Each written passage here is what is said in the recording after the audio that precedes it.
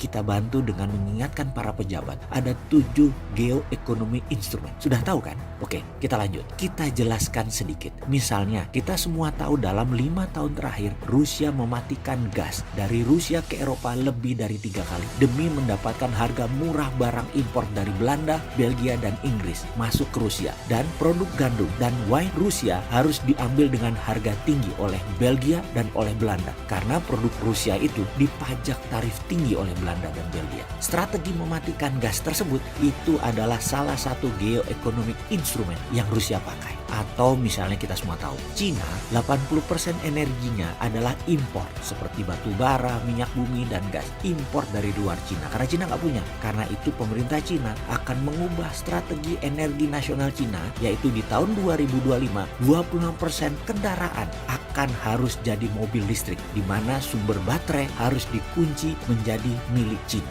Sumber baterai bahan bakunya seperti nikel, kobalt, lithium, yang paling utama adalah Indonesia sumbernya. Ada lebih 15 smelter nikel di Indonesia milik Cina. Lalu dianjurkanlah pemerintah Indonesia untuk buat kebijakan tidak boleh ekspor nikel ore atau biji nikelnya nggak boleh ekspor. Karena kalau diekspor, pabrik smelter Cina nggak ada isinya dan gagal program baterai nasional Cina tersebut. Untung kebijakan menteri di Indonesia itu mendukung kebijakan nasional Cina. Jadi dibuatlah kebijakan yang mendukung kebijakan Cina itu di Indonesia. Selamat, sekali lagi, selamat Bu yang buat kebijakan itu. Cuman saya mau nanya, ini menteri presidennya tuh presiden Indonesia atau presiden Cina ya? Kok buat kebijakan selalu nguntungin Cina? Maaf loh ya, cuman tanya.